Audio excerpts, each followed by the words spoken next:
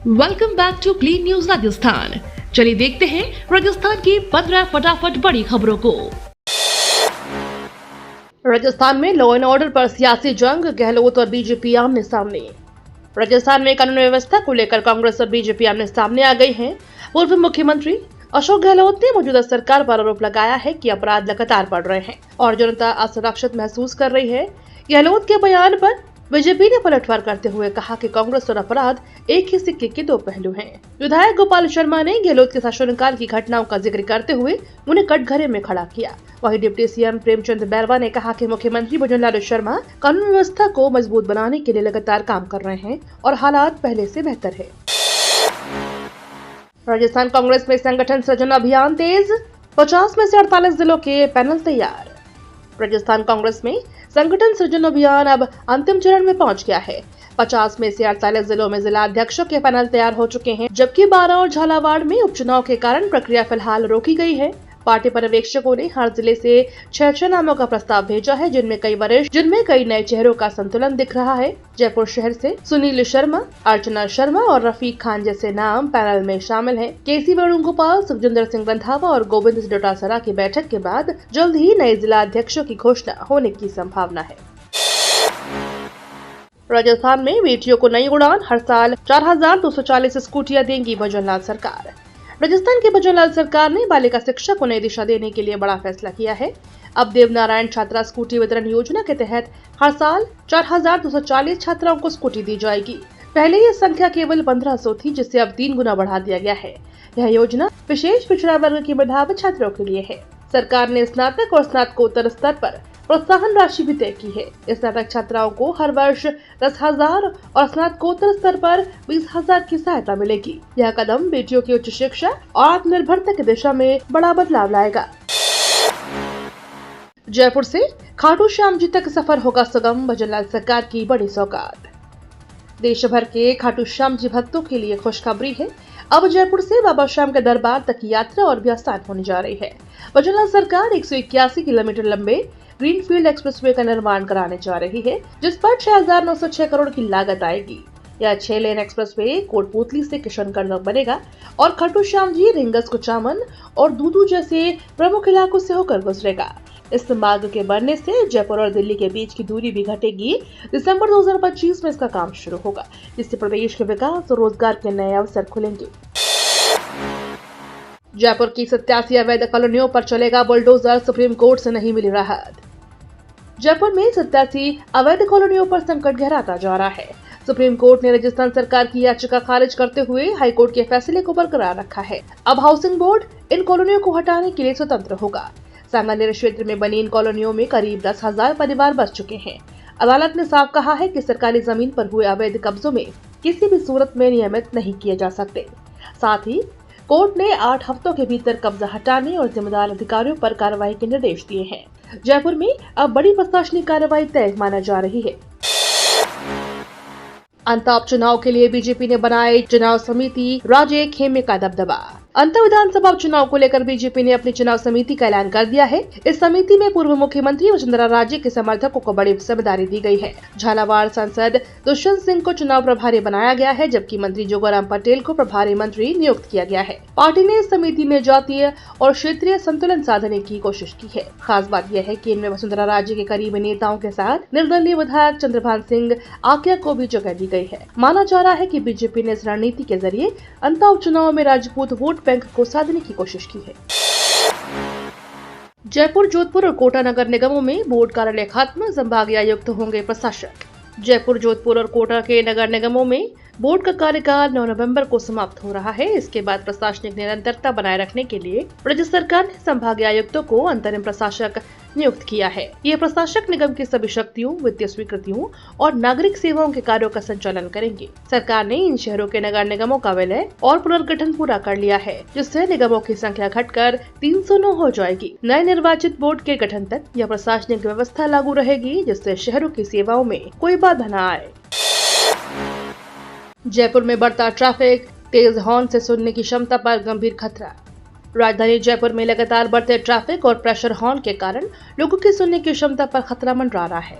सवाई मानसिंह अस्पताल के वरिष्ठ ENT विशेषज्ञ डॉक्टर मोहनीश ग्रोवर के अनुसार व्यस्त सड़क इलाकों में ट्रैफिक का शोर 80 डेसिबल तक पहुंच चुका है, जबकि विश्व स्वास्थ्य संगठन के अनुसार दिन में 53 डेसिबल से अधिक शोर नुकसानदेह है। इससे कान की नसें प्रभावित होती हैं और सुनने की क्षमता स्थायी रूप से कम हो सकती है। विशेषज्ञों का कहना है कि अनावश्यक हॉर्न से बचें, कार में शीशे बंद रखें और ध्वनि प्रदूषण से अपनी सुरक्षा करें। पुष्कर पशु मेला 2025 में 51 फीट की वीर तेजाजी सैंड आर्ट, विश्व रिकॉर्ड का दावा। तीर्थ नगरी पुष्कर में अंतर्राष्ट्रीय पुष्कर पशु मेला 2025 का उत्साह अपने चरम पर है। सुप्रसिद्ध सैंड आर्टिस्ट अजय सिंह रावत ने वीर तेजाजी की 51 फीट ऊंची सैंड आर्ट तैयार की है, जिसे दुनिया में सबसे बड़ी होने का दावा किया जा रहा है। रावत की कलाकृतियां राजस्थान की लोक संस्कृति और अध्यात्म को दर्शाती हैं और मेले में आने वाले देसी विदेशी पर्यटकों को आकर्षित कर रही है। मिट्टी के दड़ों में ऊंट, घोड़े और पशुओं की खरीद फरोख्त ने मेले की रौनक बढ़ा दी है। यह मेला केवल व्यापार का केंद्र नहीं, बल्कि राजस्थान की कला और संस्कृति का जीवंत मंच भी बन गया है। IIT जोधपुर और आइडिया फोर्ज ने UAV और डीप टेक नवाचार के लिए किया MOU। भारतीय प्रौद्योगिकी संस्थान IIT जोधपुर और स्वदेशी ड्रोन निर्माता आइडिया फोर्ज ने UAV और उभरती डीप टेक तकनीकों में सहयोग के लिए MOU पर हस्ताक्षर किए हैं। इस साझेदारी का लक्ष्य स्वदेशी UAV 5G एकीकरण, भूभाग मैपिंग और ऑब्जेक्ट इंडेक्सिंग जैसी तकनीकों में अनुसंधान और विकास को बढ़ावा देना है। IIT के छात्र इस सहयोग के तहत व्यवहारिक प्रशिक्षण प्राप्त करेंगे। आइडिया फोर्ज की तकनीकी विशेषज्ञता और IIT जोधपुर के अनुसंधान कौशल से भारत की ड्रोन तकनीक मजबूत होगी, जिससे देश की रक्षा और नागरिक अनुप्रयोगों में स्वदेशी नवाचार को नई गति मिलेगी।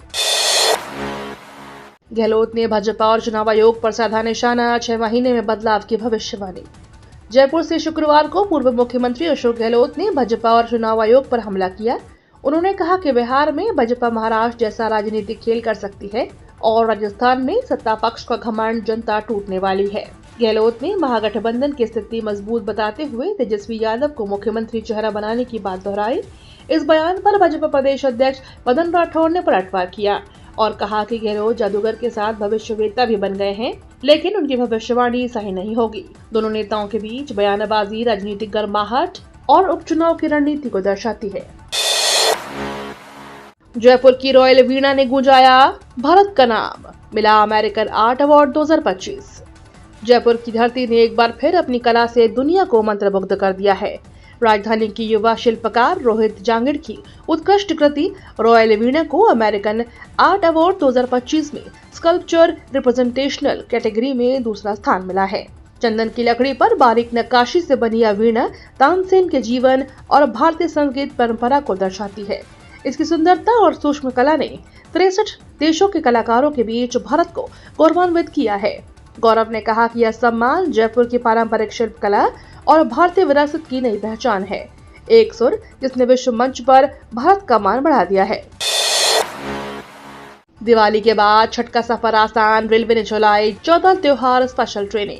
दिवाली के बाद अब छठ महापर्व की तैयारियां जोरों पर हैं और इसी के साथ यात्रियों की भीड़ भी पड़ने लगी है। ऐसे में रेलवे ने लोगों की सुविधा के लिए बड़ा कदम उठाया है। अजमेर रेल मंडल 24 अक्टूबर से कुल 14 त्योहार स्पेशल ट्रेनें चलाई जा रही है। यह ट्रेनें रांची, गोरखपुर, समस्तीपुर, बेगूसराय और हरिद्वार जैसे प्रमुख स्टेशनों तक सीधी सुविधा देंगी। भीड़ को देखते हुए रेलवे ने अतिरिक्त कोच और RPF सुरक्षा भी बढ़ाई है। मंडल रेल प्रबंधक ने बताया कि त्योहारों के इस मौसम में यात्रियों की सुरक्षा और सुविधा दोनों पर खास ध्यान दिया जा रहा है। राजस्थान के ग्रामीण इलाकों में 4G मोबाइल कनेक्टिविटी के लिए दूरसंचार विभाग के 3 प्रोजेक्ट। राजस्थान के ग्रामीण इलाकों में मोबाइल कनेक्टिविटी बढ़ाने के लिए दूरसंचार विभाग ने 3 बड़े प्रोजेक्ट शुरू किए हैं।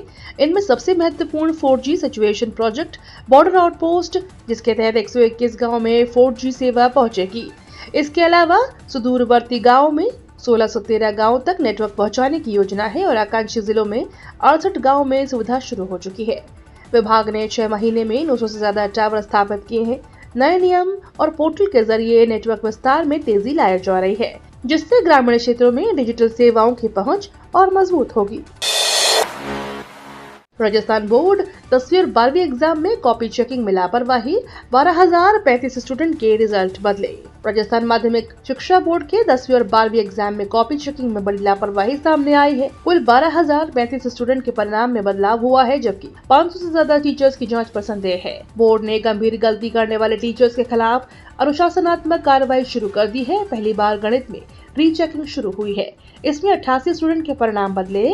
10वीं में 7,410 और 12वीं आर्ट्स में 1469 स्टूडेंट्स के रिजल्ट में सुधार हुआ है। बोर्ड ने पारिश्रमिक में कटौती और परीक्षा कार्य से डिबार जैसी कार्यवाही की योजना बनाई है।